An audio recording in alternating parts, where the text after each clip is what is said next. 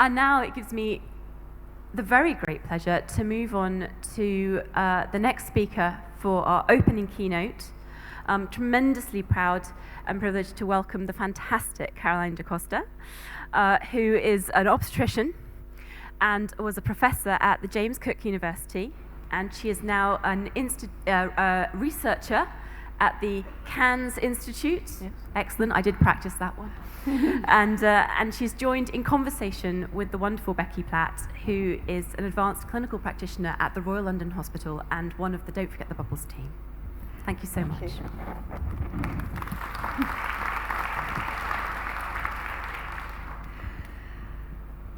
Caroline, we've been talking more over the last year about abortion since Wade v. Roe was overturned. Yes. But I know that abortion was fairly hard won in Australia. Do you want to just give us that historical context? Yes, I will do that. Can I just point out that Kat did not know where Cairns was, but I have I have enlightened her, and I suggested that you hold your next conference there. I mean, we're not from round here, but you know.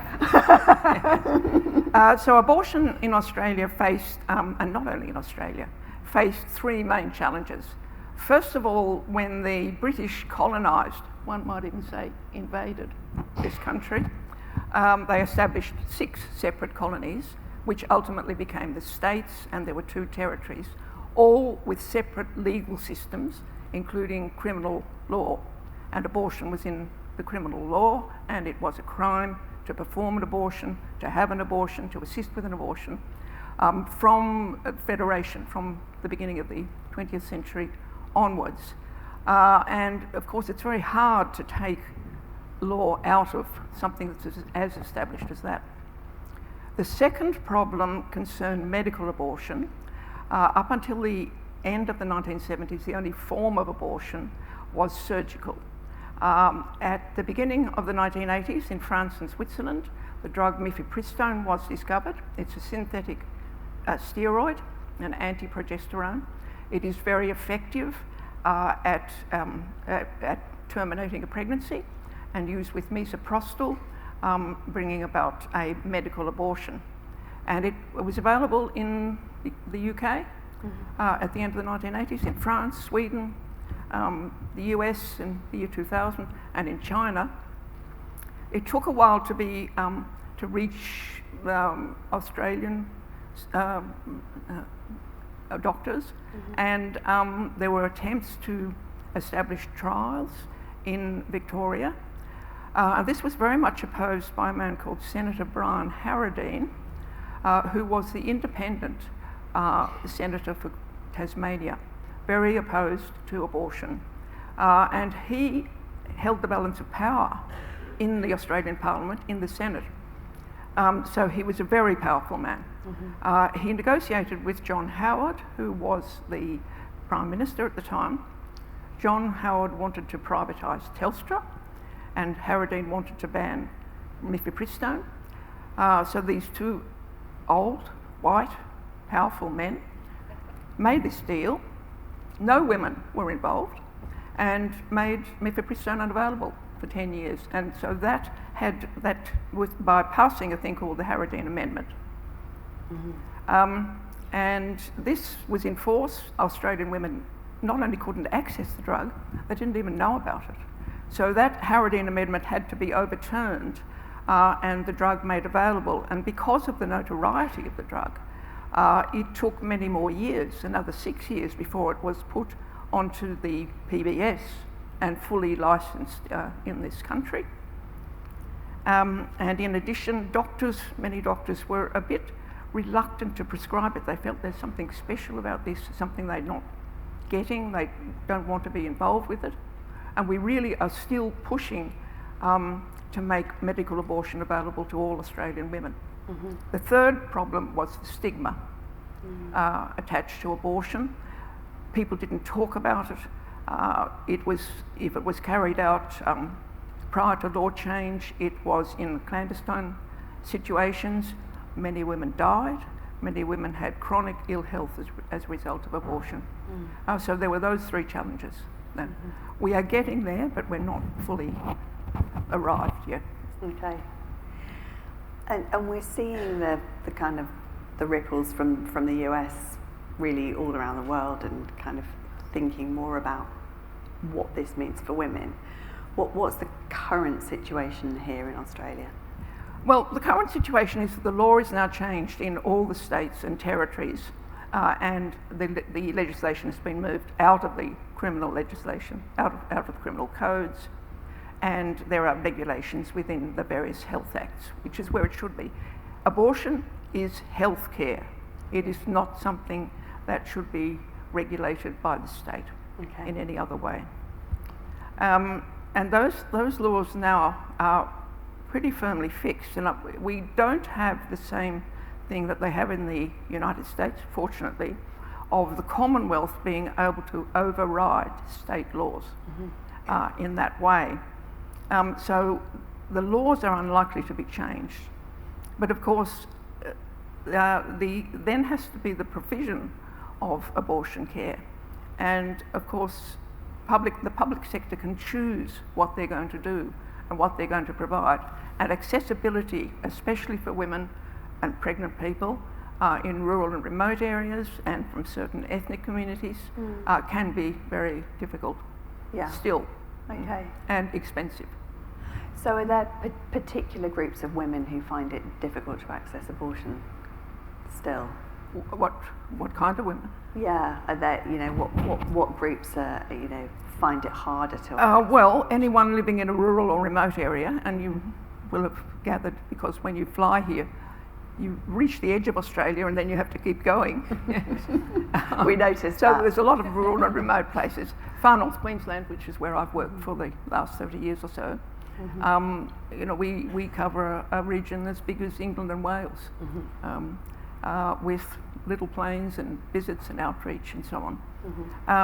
And if a woman in that kind of situation, and particularly Aboriginal and Torres Strait Islander women, but not only Indigenous women, they have to travel. Whereas if we could provide them with medical abortion in their own home, they would feel much more comfortable, culturally safe, as Angela was talking about. And the population that we look after, young people, what would be the situation if younger women wanted an abortion? How easy would that be to access? Well, over the age of 12, the whole question of gillic competence arises. So if obviously if someone aged between 12 and 16 is brought along by a parent, a sympathetic and concerned parent, obviously the discussion is going to include the parent and the young pregnant person themselves, and they will be offered exactly the same kind of treatment as an older person, with some attention also to contraception. Subsequently, very, very important part of abortion care. If a person of that age is seeking an abortion and does not want their parents to know, the doctor is able to talk to her or the person and decide if they are gillic competent. And I think everybody here will be familiar with gillic competence. Are they able to make a decision themselves about their own reproductive health? And generally the answer is yes, as the House of Lords found in the case of Mrs. Gillick in your own home country some years ago. Absolutely. Under 12, it becomes a paediatric problem, and look, I'm just an obstetrician. No, you do want paediatric input into, the not common but not rare occasions in which young women become pregnant. Yeah, and I think for us, putting aside the issue of safeguarding and pregnancies that would fall under that category, I think one of the things that we still feel uncomfortable about as people who look after young people is talking about sex. You know, often I think we quite frankly wish that it just wasn't happening. And as a mother of teenagers, you know, I have my own thoughts on that, which I possibly won't share now.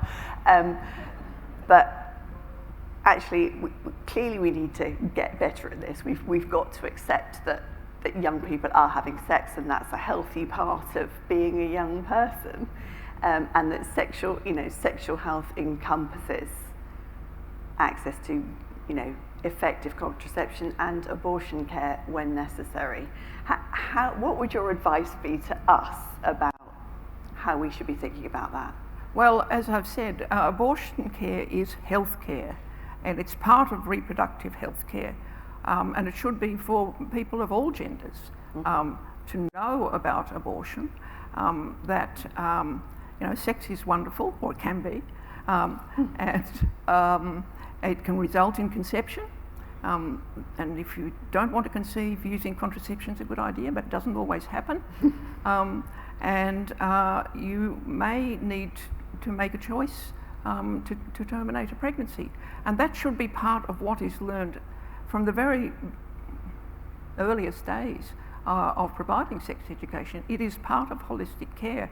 At the moment, we're trying to get it through to the medical schools, you know, which is a good start.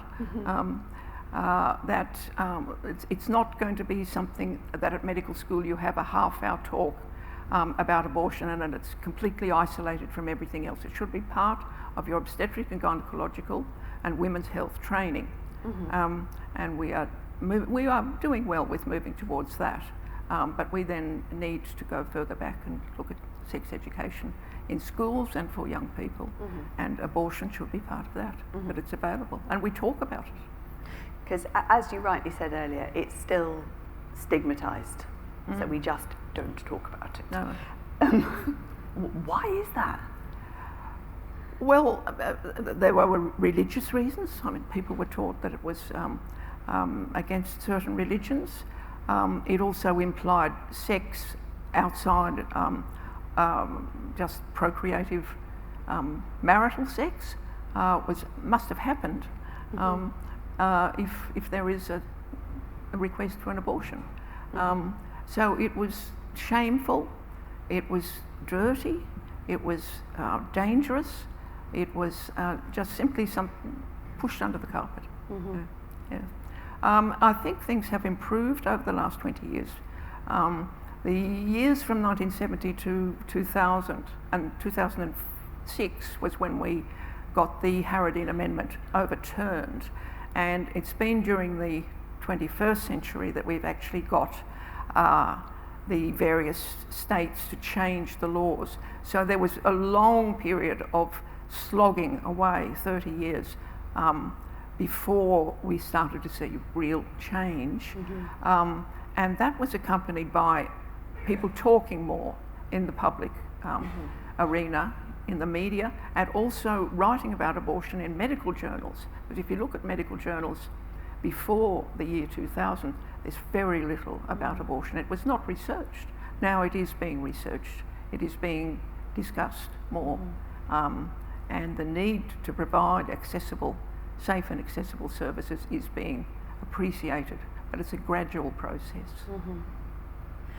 And are we focusing on how we support women around the time of abortion and afterwards, and I guess what the longer term impact of that is? Can you just say a bit about what the longer term impact might be? Yes, well, most abortions take place in the first few weeks of pregnancy. The woman or the pregnant person makes the decision for themselves that they cannot at this point continue with the pregnancy and become a mother as a result. And so they need to have accurate information about where they can go to access the abortion, what they need to do, what to expect and so on, which requires a history to be taken by a health professional. Doesn't have to be a doctor. We are now allowing nurse practitioners in Australia to do this. And the person needs to have the information. If they seem uncertain about the procedure, obviously they need perhaps some more specific counselling, or more time, but most women make up their minds. They are intelligent, they know what they want for themselves, and they can ask. There is the other 5 to 6% of abortions are later in pregnancy, and in many cases they are due to a diagnosis of a very severe fetal anomaly or to some medical condition in the mother. And they are rather different because they're generally, there may not have been an intended pregnancy, but they're certainly by that stage a wanted pregnancy. And the person and their family, partners, and so on, are devastated by the diagnosis and the need to terminate the pregnancy. This is usually conducted by a maternal fetal medicine team within certain hospitals, and that's a different situation altogether. But in that case also there is history taking, there's examination, there's decision making, as there is in earlier pregnancy. And in earlier pregnancy there'll also be the opportunity to talk about contraception, and not only talk about it but to make a very definite plan for supplying it as soon as possible after the abortion is complete. There are things like cervical screening for STIs, general health questions that are covered. And this is one of the many things that is so terrible about what is happening in the United States, where 34 of 50 states are no longer protective of abortion, and women are having to make travel out of state, travel across state borders, or get anonymous parcels arriving in the mail, and they can't involve other people because they may be committing a crime. And so they're not only missing out on proper abortion care, they're missing out on a whole lot of other health tests and benefits. And again, stigma becomes a huge issue in that kind of situation. It's deeply shocking. I was thinking one of the situations that rarely arises for us well, certainly for me in ED, but when it does happen, it always causes some angst. When you do that routine, urine dip, and you've asked if you could do the pregnancy test because you're just doing that because everyone over a certain age has to have a pregnancy test, and then it's positive, and you're like in the sluice with the urine going, no. What would your advice be about how we go back to that young person? And I'm seeing giggles from over there. I feel like I'm going to have to ask about that in a second. What would your advice be about how we go back to that young person? I guess, first of all, about breaking that news, and then a little bit about exploring whether this is a wanted pregnancy or not. Yes, well, it's clearly an unintended one. But that doesn't mean ultimately that it's not wanted. And I think you would sit this person down and talk to them and arrange to see them again probably, and look at what their situation was, what their abilities are to continue the pregnancy, and help them to make their own decision. I don't think, yes, it's a shock, but the shock could have taken place in the privacy of their own bathroom. And so it would be the same situation, yes. In an appropriate time frame, a decision needs to be made. And the decision may be, I will continue the pregnancy.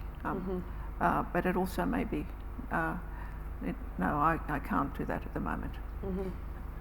Frankly, I'd rather they had the shock in their own bathroom than giving me the shock in the sluice, but okay.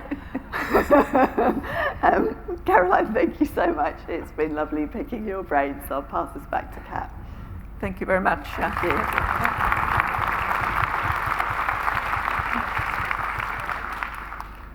I mean, thank you so much, Caroline. Thank you, Becky. What a wonderful conversation to hear. Luckily, I've never been in the situation where I've been in the sluice and seen a positive beta HCG. You didn't actually ask me. but it's always a possibility.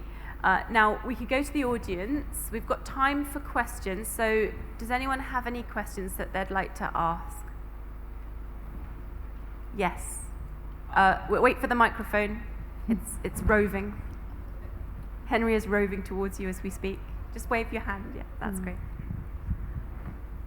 Hi, Caroline. I'm just wondering what your thoughts are on public hospitals that don't offer abortion or contraceptive options. I am so glad you asked that question. My thoughts that this is the next thing that we need to sort out. It is appalling that we have public hospitals which receive public money to run full maternity services, which includes abortion, but they are run by the Catholic Church, and I'm not aware of any other religion that is running such a hospital. The Mater in Brisbane and the Mercy in Melbourne particularly, but there are, I think, 27 of them, and trying to draw attention to this, which I've been doing with other people, has been very difficult. They should not be getting that public money if they cannot provide the full services, which are now legal right across the country. They do have, there are under-the-counter kind of arrangements if they make a diagnosis of a fetal abnormality, which is almost worse than not doing anything, because it reinforces the idea the woman has come along, she thinks she's going to be well looked after, she probably doesn't even know what the policies are of the hospital, and then she gets a diagnosis of a fetal anomaly, and she can't be cared for. So she then has to go and find another hospital, and feels, amongst other things, terribly stigmatised.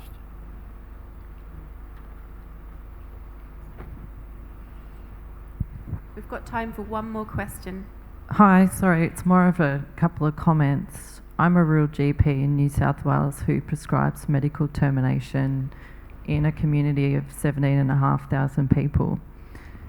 There are no bulk billing GPs because of the cost of providing care, and before I moved into this community in May, there was no one providing this service.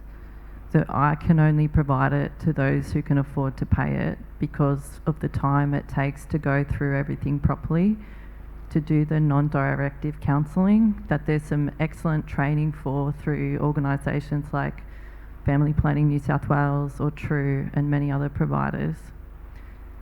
So it takes time to do that counselling, it takes time to consent them. There are a huge number of risks, and this is where it becomes very challenging. Even if they're GILIC competent, it needs to be safe, and they really need someone at home looking out for them so that they can get them to a hospital if it goes pear-shaped. 5% need to have follow-up surgical termination statistically, but anecdotally that's up to 25%. So there's a lot of access issues, and we don't have a public service. So I just wanted to thank you for bringing this issue to the conference, and if anyone has the capacity to move and shake in this space, we need it now. Thank you. I think that was a comment, not a question. It was indeed a comment, but yeah, thank you.